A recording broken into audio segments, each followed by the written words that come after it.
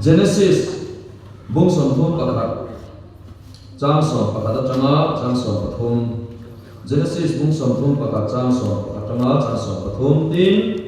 kamuma chuan pathian van tir kovin pathian van tir kovin Jacob meloti a tin kein heta hi ka kati a tin ani chuan handa la enro apa ranbo tu zong so azetan te azechik nuk te azeze zeng zung te ani so Lebanon ichunga athil ti zong hi kamu asin ke hi lungphuna sashia inhoina kahmena thuit yamna Bethel kha Bethel pathian hakani tuna thola heramata hi chuakla ipian na ma chuan hole toro ati a ipian na ma chuan hole toro ati a pathian na thukan siate kan sata kan ma misom sa to se pura chuak azai na bola nei turin lo som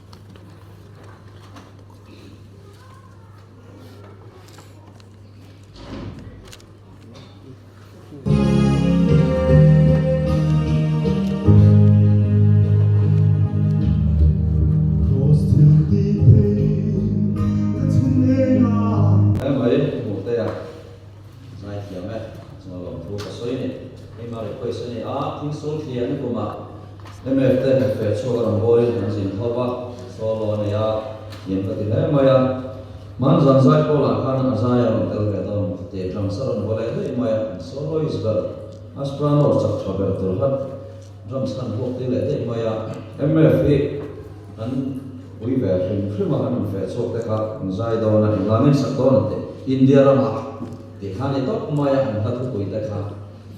an wamin an mong thri te me pong bo na he koi mo ani zani na in khom kan swa a thian khom mai nam in kan hu se zan li na kan siowin in an uap thia sia kola me no sa rom rin an boka alo oma an upa te ni ko tin he training college training principal in haltakin kadet te ko rain form pui thina chunga te ko lom thu kan an sei thar vele ni lai zan tangin in khom kan mar tra a in khai em bom suang la win sai khom a ko kan khat chho zel pa ya be in khat moi to ni chu zai khom thu ko kanom thei zel mai a cha na so chia ta nam ham lo ba zan chu za an sia sen na kan in kuanga so chia chang lo ti ma kan nia kami zan chu kan lo e cha ruang reng dun khop maya ni zan ta kha chang lo mai la pori kan ti lo zan zo kha lo nia chu vel so nia ma se alo ma so che kham lo kan mong te kha la ma chon pathian khomai na ani kan kumul tan na pathian khomai na kan do se be mai mo pui kon ko ra department shop te ko an committee so ba nga tharau lam rong bol na mai ko tamila tharau lam rong bol na ngai huila war kokila member te po pathian min pe berselam India stan territory hian Korlian ber member na ber hi kan ni lawang ti asai thelawa tilai allocation apua training college te home te thut pun along ni bok man chu bang chuan tuna aloi chumtele nombol tu te lai ko sumami ko sumi te po tharau lama tran kan la tlan apoi mo zel ani chu mo khoi kan nei le lok ani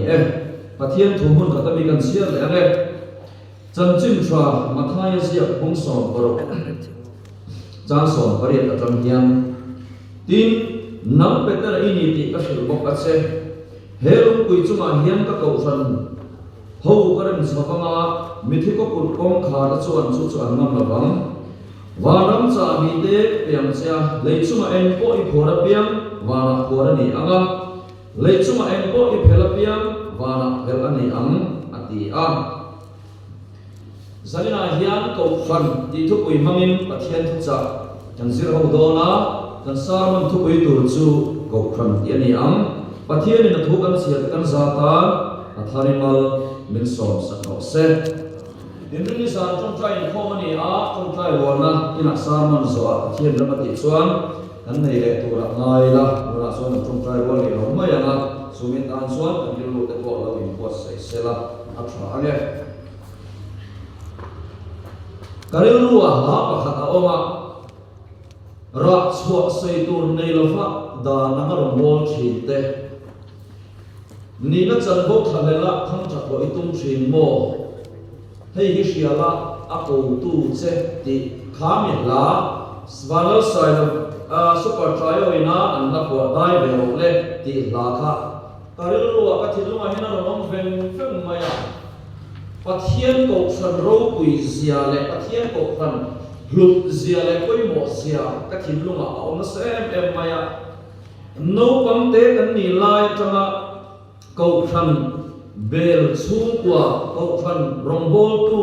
amina thilo tak chuma ko khan rombol tu nu pa kar tanga ron piang sei lian ka lo ni ve na oi pia zon tu ve kan ni a mi kan tlem em salo sadar mi tlem te kan oma oi pin khom pui kan na ya an u nau ani chin ni pa kan ni mai chi pali te an ni a mom ko na tha te kan la oi pedalia te kan lo kala khatia no pang te ni lai changa ko khan le arang bol na cham chuan mi ina te kan in khoma oi pi hol te kan nei lo ba mi ina te oi class te la an class la zom zom ha boi ni hian shebek lo mai la pathian ko khan ho kan lo bel ve na le pathian ko khan kan lo in khom ve na le pathian ko khan singa kan lo tel ve thin na khan una hian ring tu pui thin ni arang bol tu ni turin min chher Siam ni ahiat na kanaya chuchuni dana kanai ko na lalut nai lo kharau thiam ni na min zir tim min hiat non tir ni ka hria chu wang chuan un lai huna hian mi kan chang ka ni kan ti a no pang biak ina khuai na chang shelo nu le pa te kalo om so ta zek maya no pang ma ni tu le ma ni fa te nei po ko khan le arong bol na a no pang an ni lai po a iswai nai lo fa an zir na ko memo khovel lama an changkan na an thiam na ngai poi mo so ani chuan nakina atlai huna in chirana ser khum kan tu chuan ser khum ron chawam bu kan tu chuan bo ron chawam kan tiang khan mi in athia piang chu mi vek cha seng don kan tiang khan nakina atlai huna kan control thei ko huna chuan harasa ko don ani chuwang chuan ania no pang te po ron in khom pui ro biak ina te hian cho ni chom ha chok ni lo in ri sa na te chom ni sa na te ko khan in khom na a sai khom na te lam to la te ron om te ro tia kan in som thit na chana kha i hian ka mai to a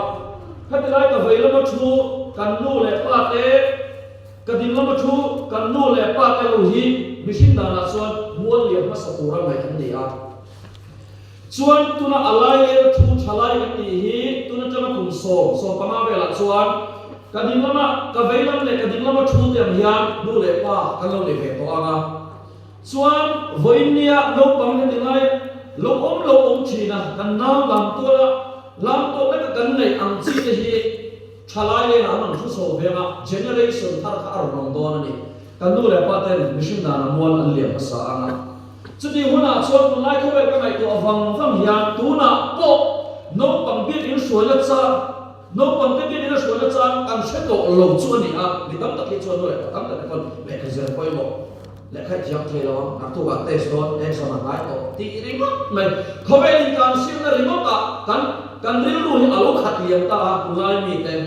chuan kan nu le kan pa te hian khovel an suwa san huna ke ni nu le pa chan kan chama kum som ru te kan lo ni so ve anga chuan tuna no pang hi thalai an ni anga chu mi chuan thar lo le tu chu hang nei to chin nei nei tu tu na na kan ka chho char ni chuan ko khan rong bol na te van tang rong bol na ewoi me rong bol na kan ti te hi aspect of tam mizo culture kan mizo society hi ma ko he chu wang chuan thar lo om tur pathian chi mi buat sai ani na ma hian ene thatho kam pela mo ber kan nei chuan pathian ko san ko rong bol an chat ani chu wang chuan sanina hian ko khan ni na pathian tharau thirin chan poina boya afia thayam berin soi kan tum don ani ko khan ti thu boina ma bai pasar man tur ani a ko khan hi thil chi thum angin fil fia na oma ecclesia tia chumyong sia chu mizo chunga horok pan hiang zelin sentence niang do zelin ko chua ko sang ko kho tina ani ecclesia ko chua ko sang ko kho thil pan hiang zelin na ron chua ta ani ti chuan ko khan chu enge kan ti chuan ko chua ko sang ko kho chu lo ni ta a chuan ko khan chi thum ma ni ka sai do na mi thiam ka chuat chi dian soya mu thai ko khan mu thai ko khan tin an bel ya ma se se ni la ya thil chi thum ma in poi thum ma in ka sai do na pakhat na chuan ko khan ma saber chu sual la ka tanga ko chua mi hring ke ma ni ko khan ma saber ni kan pom song ni ang chu khelo pa pathian min pe dana ni miu wangin poison kin ka soyanga ko san ni hi ami mal thil em maya pakhat na chuan ami mal thil em maya pathian le ke ma ni mi mal ni ka thil ani ko chua ko sang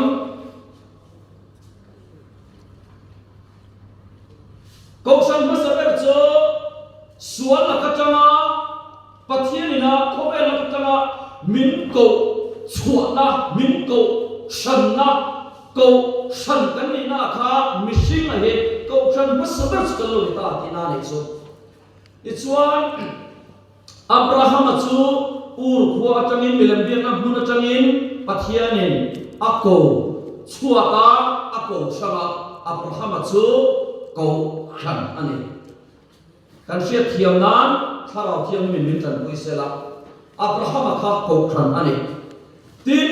no chu a hun lai chu vel sei ta mangai lo wa so na sa ta no hun lai ya pathian pe chu bible na sei dan chuan ami hing siama ain chhir hian ani alil ru alam le ta sual na sa ta kin no hun lai ya ko vel sual tui pui chin sa em maya chu mi sual na kho pui sual na buna tang chuan no chu pathianin ako chua ako changa no chu ko khan ani chuan Sodom le Gomorrah khuwa phoswal em Bible kan mu le a chuta chuan lot ka chung kwa chu Sodom le Gomorrah ka mai tur la ka chani pathianin ako chua ako changa lot chu ko khan ani ko chua chu lota chu ko than ani kan thiam se tu ra angaya jacob chu pathian a u esau la ka changin ako chua ta ako sanga apu laban ne na a u esau tha atum khan ako chua ta ako sang ani chuan jacob chu ko than ani chu kan thiam se tu ra angai ko than ma saber chu mishing suala kama ko chua ko than kan ni a chu diam mo gen thum than huna chuan pola chu rim tu te ti du da tu ra ko than hok ti du da tu ra damaska khuwa pan mek lain damaska khodaya pathian erin achun tu a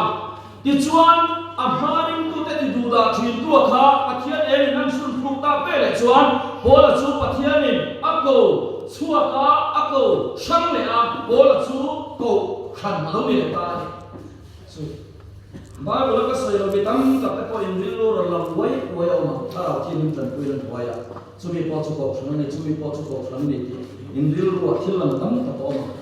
zol nei ni tura pathian ni na ako shante zol nei ko alian le te ma chu mi ni tura pathian ni na ako shante ako chua te ma chu wang chuan ko khan ma sabar chu nang ma khani ni ke ma in ka ni sia chuan Bible mi ni lo Salvation Army din suak tu William Booth chu pastor ni na ro pui tak Methodist pastor ani na chain rongbo na dang lambi khovelin akal pui lo ko khan pol dan angkal pui lo rongbo na dang lambi nei to re Methodist pastor ani na chain pathianin ako chuaka ako sanga William Booth chu ko shan ani ichuan India ma Frederick Booth kara pathianin Salvation Army me church to re ako chuak le ako sang le Frederick Booth kara chu ko shan ani Mizoram alu zelila pol khu ma chu ko shan zedin pa ma ya kami rongbo dang lambi nei to re ako chuak le ako sang le pol khu ma chu ko shan alo le ta tina ni chu mimala alu phat tina chuan eman la kai sui te ta eman la kai sui te a tharau thiang him in min sui boka eng tiklai tang khan nge ko phat kaloni ve ta kumsar ni le panga December tha alo da chu khan tata pathian min ko phan na ko phan ka ni nei tharau thila kalo ke ve ta chu no kamte kari rajang khan YP ate una kami ni ba om chunga kanin khom so be ka chu nakina ka so ku thei ko khan kan bet na ni a ichuan pathian min ko khan tak tak la sola ka chama min ko khan tak tak na chu sang ni panga December tha khan alo in her so be a ha mi san tang khan harau thiam him chu kalo sam ta a sual la atang chuan pathian min ko chuaka min ko shanta a ke ma hi ko shan kaloni a chuan chu thu in ka ba sha thiam le a ke ma hi ko shan chu kaloni ta ani ti kha ka pom thiam ta ni chu ka te zong ta hian ka ri ruwa online la wa zalina hian ko shan in ve to ko shan in ve to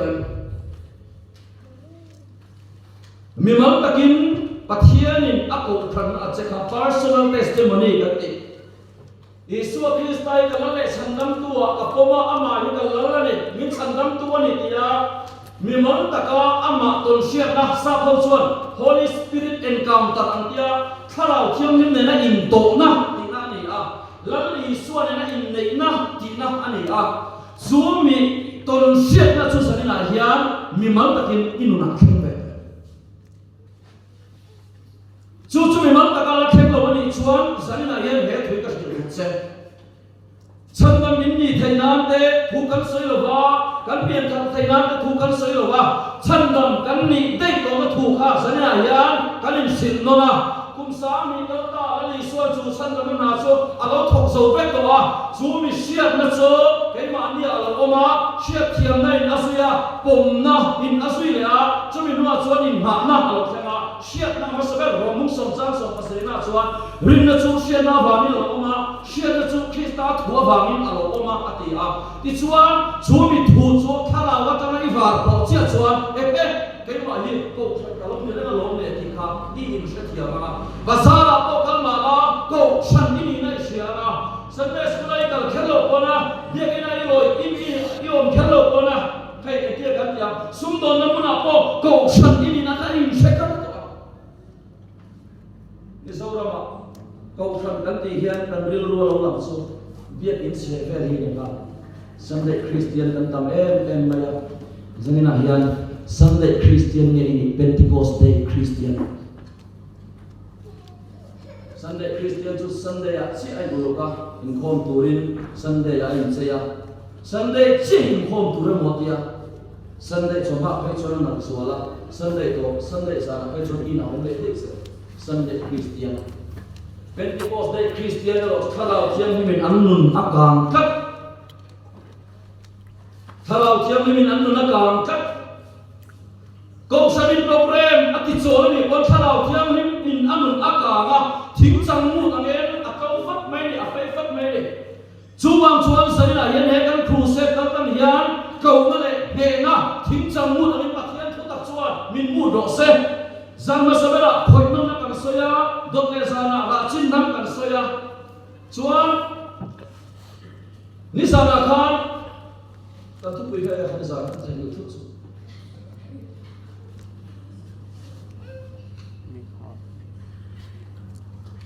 o pathian thula ti ramin zan thu poi ka thei il thut mai o pathian nu thu na ti thu poi kan soi le a ti chuan khoi nom na ra chin nam le pathian nu thu na ti thu poi kan soi to a khang zong zong te kha pathian thu tak a min kai soi tu ni sela kan mum sang ni som ni pathum man ni kan kau don ani ti chuan ko than ni na chu ke ma ni nu na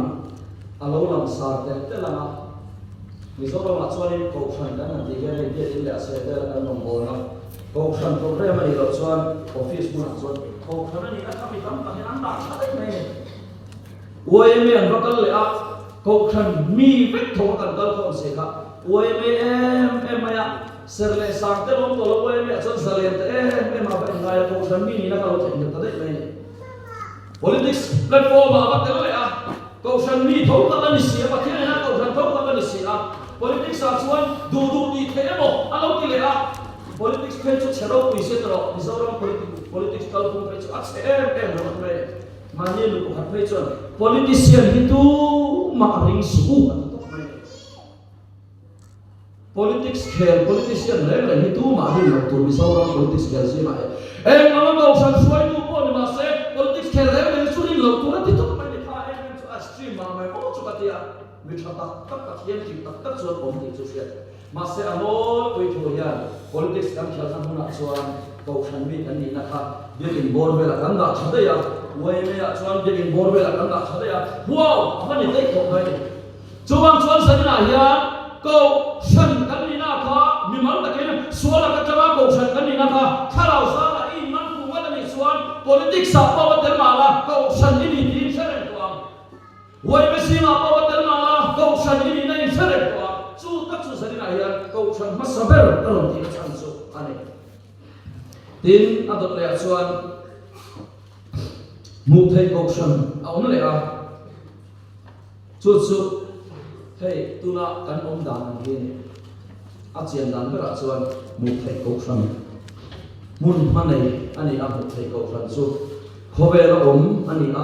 mi leksa member ni kan member tu kisah kan ni in kan in siara sensas kan ya in real bolna administration in real bolna kalphung kalmang na hun big nei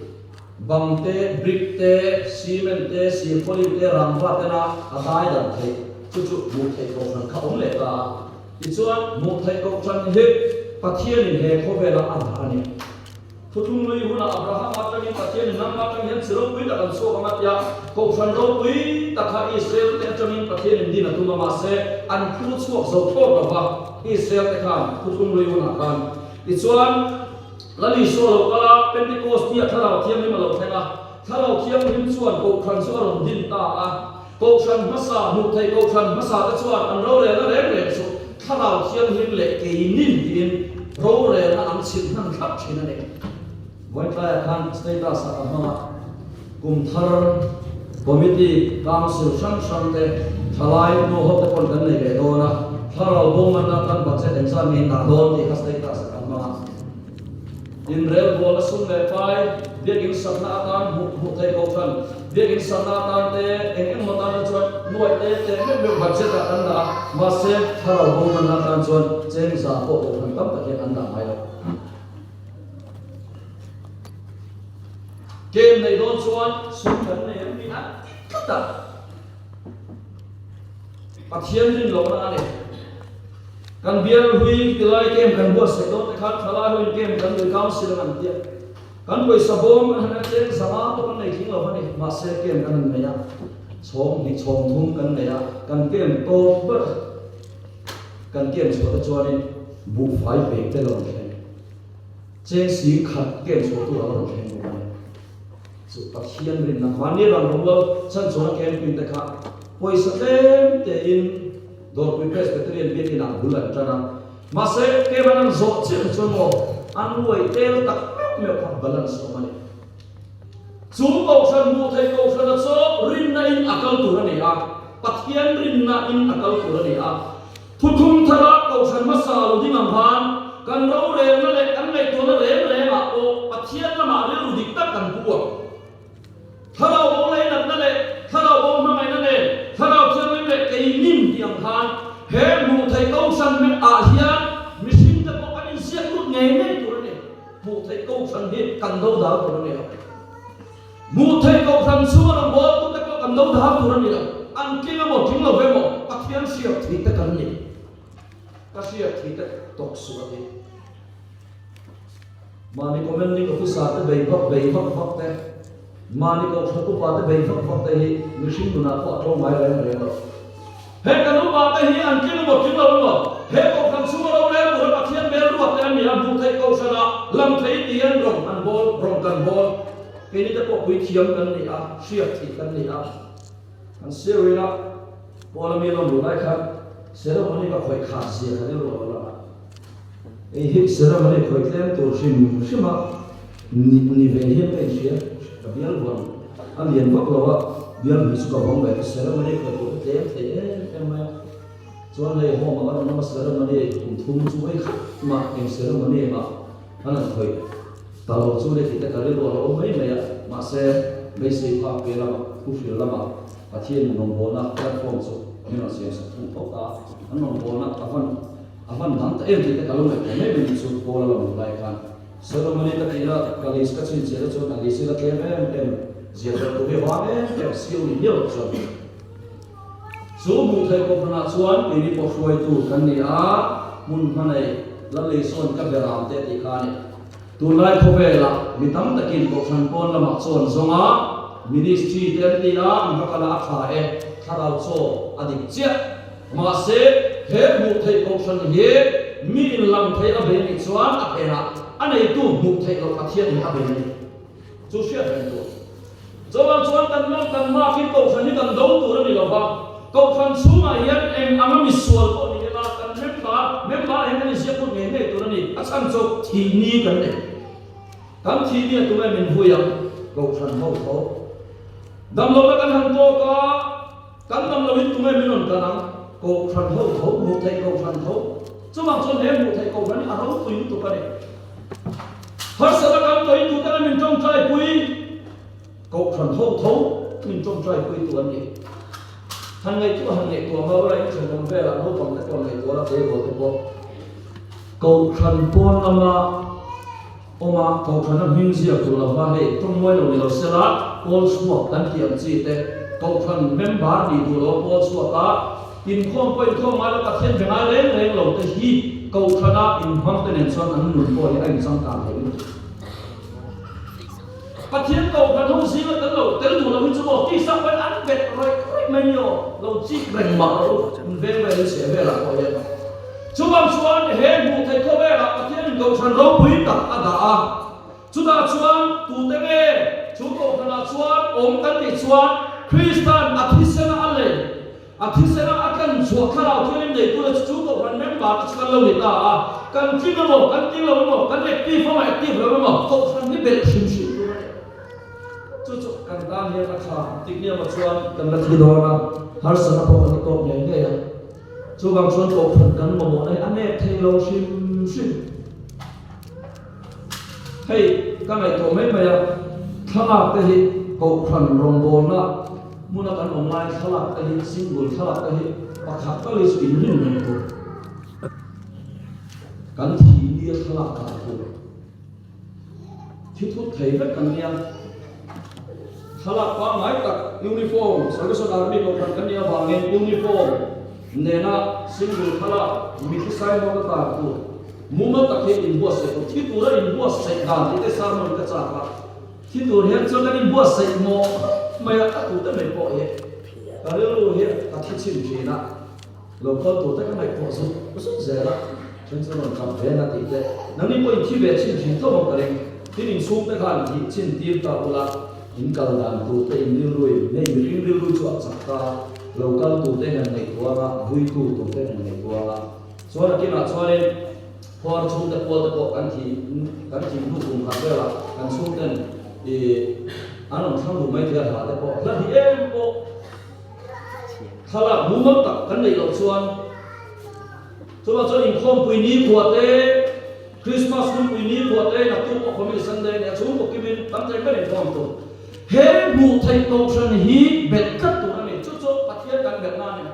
bắt thiên bệt cắt hi tụi mình quên cái bắt thiên chút tận bắt bệt xuống à anh phải ông đọc số rồi cầu phần đó cái hiện thu sợi thiên rồi cái con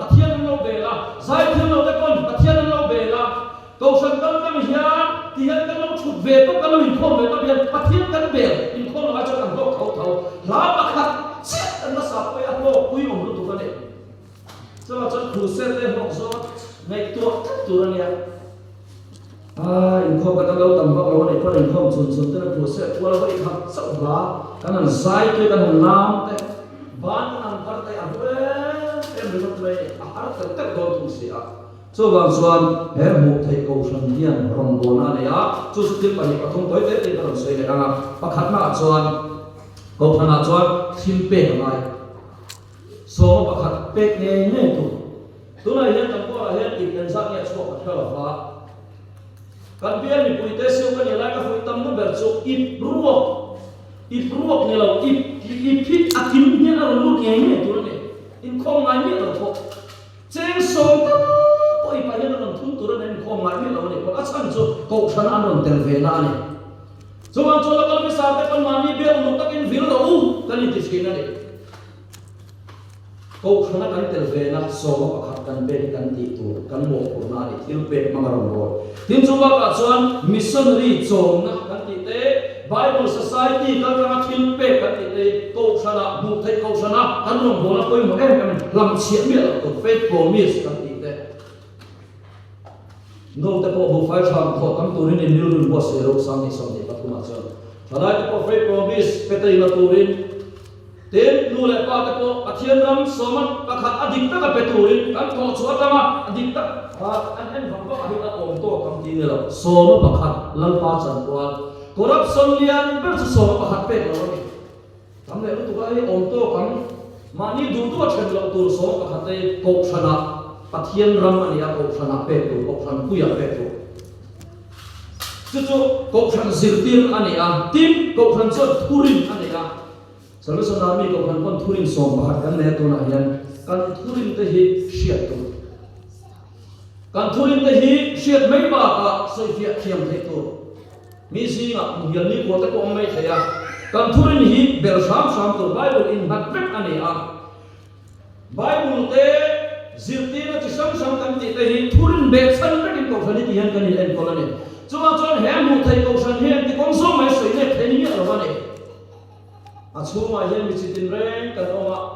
Krista taksa hian taksa chuan ke pha te ka zum pui te kut zum tam te luat kama ke pha bua than hian a then chu om te mong te oma ko taksa hian pen sang oma han ko sana hian te hian pen sang kan oma ke ni hian thu se po do be mai la tu ma ron in khom lo ta la om si om chuang lo chu diam chia chuan nam mani ka rin khom la thu sil tom lo se om si om chuang lo in pen tom vek kan ne no pam te ko lo chak ko lo lo he ni ko ron te ro se ko tan ni ron be ro se chu chuan khala ta a tha ko kan chu kan khala mun ve sa tu ni wa kan thurin te shiat em tu ani tin ado le chuan activity si ngai koi mo to activity si na tlam te oma kai tu na ko bi salai me kan ya kom saka na tlam te fe chuani ko te committee te council te oma kan nom kan ma ka zanin chu kan nom sam lo me ka council pe lo ti rimot te zanin chu kan nom sam lo me ke khom pe lo ti rimot te sin lo turan ne kan nom kan ma ka kausan hemi mu thai kausan he du du kan no liam turan ni lo pathian ni na arwa pathian ni na adin mi mal pakhat ka kama pathian ni na ako san ho aron ko kho ma te kha ti hian ko khan ho din mu thai ko khan hian liam takin kan ding ti na ani chu apoi mo khop mai tin china ka sayang khan huai tu te hi mi fel tak meeting tak ni lo ma se za thiam tu ni ko khan huai tu te hi kan upa te kan pastor te kan bian tu commanding officer te ko khan rongbo tu te hi za thiam tu ani kanina lo kal ko in a chaber berde achan chu an ma ni ya an nun kan em lo ni kon ko khana pathian shek ni turin upa ordain te upa ta te pathian ni lo tlak so bang chuan an ma ni kan du sakha tunan an du sakha hian kan du sakte chu shiat jeng turani mu thai ko san hi do chi ni lo ni mu thai ko san do re an ko san ve re hi ti chuan mu thai lo a phena an nei tu Krista kha do da ti na ne so bang chuan mu thai ko san ni apoi mo khop mai ti ko le thil ti bung som ni pania khan chang riat na ti hian kan muwa tin ke lalpa tume ini tin ka cha tin ani chuan ka na nazar Isua iti tu da hi ka ni ati a pola damaska khodaya ring tu te tidu da tu ra kal me lai khan engin asum thu a chu ta chuan lali bola khan isu ne na khan lampa tume ini ati a chu ta chuan ani chuan Nazaret isu ati tidu da chin ani bola khan direct isu ati tidu da lo ma se enge tidu da kan ti chuan ko shan ho kha ati tidu da chin mishing akatian ati tidu da chin ani chuan lal isu an achan le na chuan iti du da chin isu ani ati dai nei mu thei ko san ni ma se anei tu chu mu thei lo lal isu ani ko san ni lal isu ta ani so angin kan nom kan ma ka achok don ti te ti tau ti lu moi tu ma fa ma phun sia te in khom do lo me be te ti re le lo tu ne helai mu kan lo ka khom ya khe ho kan be re le lo helai mu chu tai kan be lo pathian kan bia ti sia te tu ne pathian kan bia chu ten tu mi tam ta ke chu ma ne rong bol pui ta rong bol to ke te rong the de thian rong bol phalo ka ti ma ya tu mo fa in khom tui lo mi me te pathian rong mi bol pha to chu chu apoi mo na ani tin apa thu na chuan mu thei lo ko san om le a thalau thiam lim sa isu ring tu song song te in bol khom na mu thei ko san member presbyterian ko san member te Baptist Kausan member te, Methodist Kausan member te, UPC Kausan member te, Polsam sanami lal isua nei tu tharau thiam lim nei tu to phot chu thi sen zara tharau thiam zara tia kan va pakhat ve mai the na kha mu thei lo Kausan kha om le ta ni ring tu zong som te universal church an tia khovel zong som ring tu te in pol khom na mu thei lo Kausan ani a chu chuan hei hetia kan omang hian mun ma nei ve lo va brik te rangwa te ram lsc te na dai dang ve to lo va khovel zong zong huwa in lali swati sensara khala thiam dei tu zong zong te chu mu thei lo chuan Kausan member kan lo ta ni na chu hebrai bung som pakhat sang som ni pasari na rin nei mo sia chuan mu thei lo chu amu awangin atwa tran ti kan mo mu thei lo amu awangin zaina hemuna bu thak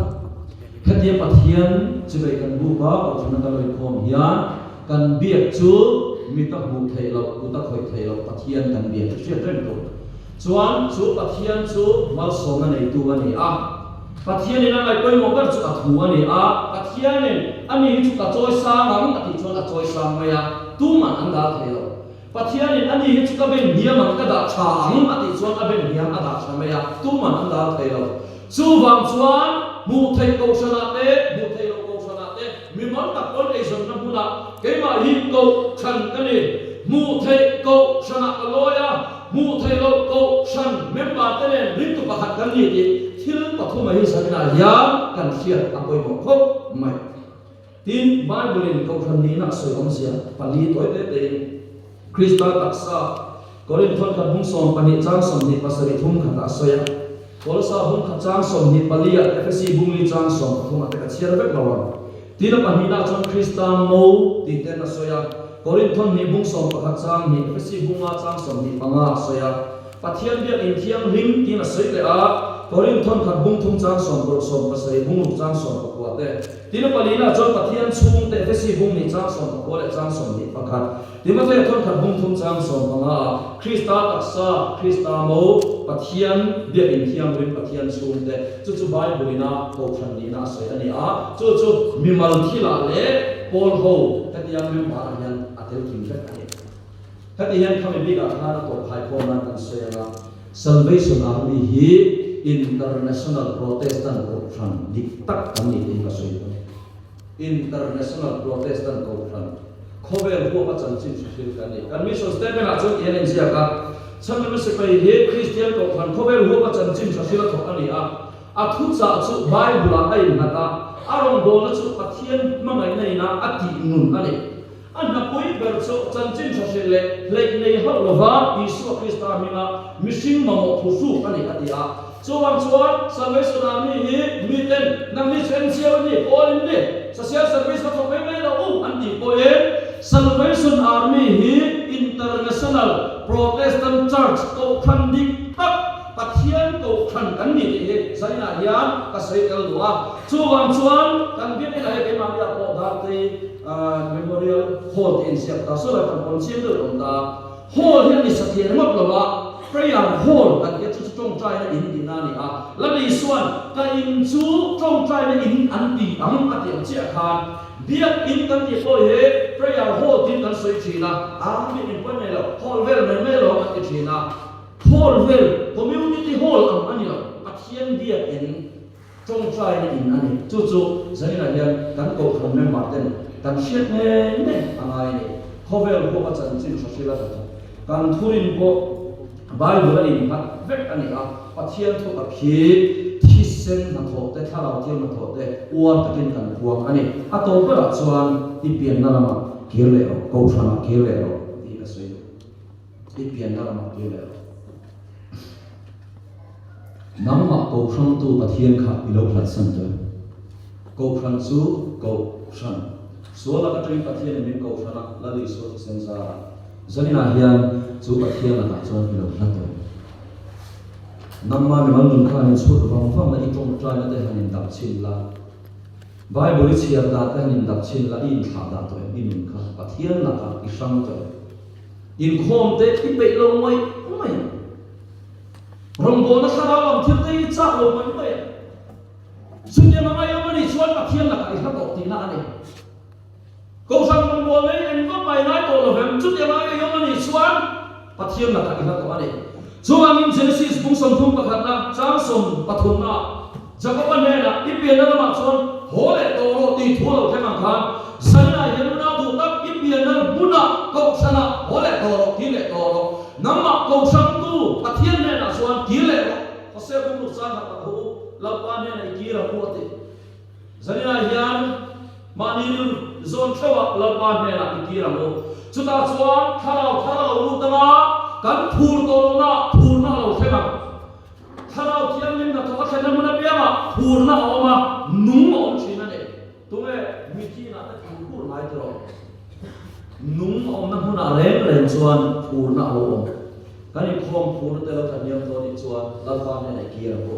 kan Bible sia cha te lo thaniam to ni chuan ho lalpa ne nei ki ra ko pathian chu bai kan lu cha kan sai cha ta lo re ko ni chuan ho la pa ne nei ki la ko ipian na nama ko sang tu pathian ne na ki le ro ti chuan Jacob pachu Esau ne na apian na ma ki le tu ra ho na ko ma khan thil sang atoma chu bai te te kan se ya pakhat na chuan penial muna pathian ne na nin buana sa kwa ina nin buana chu ta chuan Ming thar pe ani a Jacob an ti to lo wang chela Israel an ti to che pathian lalfa a ming ani na thak ani a ti chuan ming thar pe lo ta ni Jacob kha penial kuna khan Bible na soi dan chuan amul pui ru chuk tu kha ti per so sakin a oma samlian khan la karon sani Jacob pathian a chuan ta chapna song te chuti chia ta min ama chapna ka lo ring lo thei lo ti ka zanina hian in hana ta ti chia din om ve thine ti salama in hana ta kha he chimin om ve thine chuti ama yong thine ni chuan pathian in ama chakna kharing lo thei lo hin siam che do ba ani Jacob pathian a chuan a chakna zong ti chia sakin oma amal bui ru chuk tu ti pek so sakin oma ne ka ke min ti bai ta num tam ka nei theina na ti salama in hana ta chang chon a phet thin to lo sure pai ta ko a phet thin chu chu ne chan an ti chon khara lam thila ama chong he kan rin chan the ka durata mishim ma kan din mun pathian min phet sim thina lo chu mi tam tak chuan sathiam lo la pa den zong kan an kala thina ta kan an vuya pathian kan an dem te lo khara lam thil se lai lo in phum tel se ra de chuan Esau to tura kal na ko ma khan pakhat na chuan beram rual bong rual samong sei Paul ni asia ma Genesis bung som thum ani chang re ta chuan angen dir kan ti chuan ti salam e zon na le ko khana kan ni na Paul en tian ani kha Esau ma to do ni no a beram rual te a bong rual te samong sei te ka Paul ni asia Esau ma to do ber chu anau Jacob ani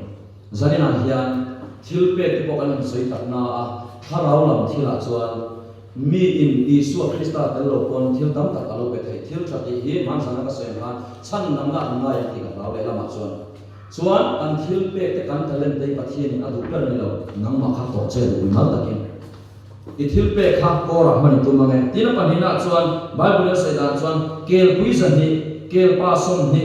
beram puisan ni beram pa som ni samhong sei sor lai som thum le alo te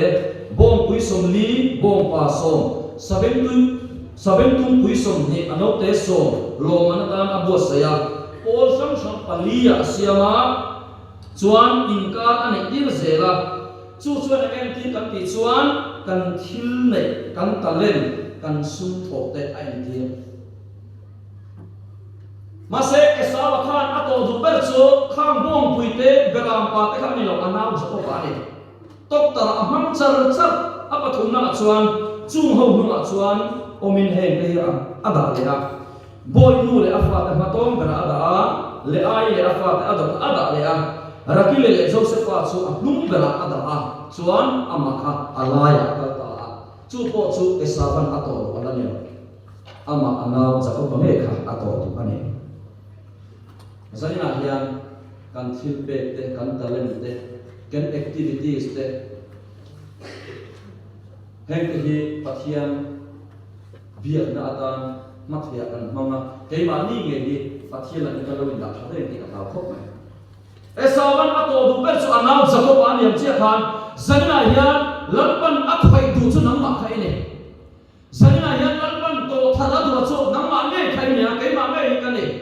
ti chuan ananin tok ta anin puang moi maya an libe me man lo em ani pathian ne in tok tharna hian limna lomna lung oina zalen na alo khen ama sa hong ni chan som ani na chuan o israel i pathian do torin in pe no zanina hian pathian min tok alo ani ti pian na ma ke le ro ko shana ko shan ko suwa ei ma hi ko shan ka ne mu thei ko shan oma mu thei lo ko shan om kan khia sang thiam chu ba chuan ko shana an pian na ma ke le bo hola pa ne le ke thar le bo pathian an thu ka se te kan sa ta mal ni som se tong tra lo kan lo ne le do na ma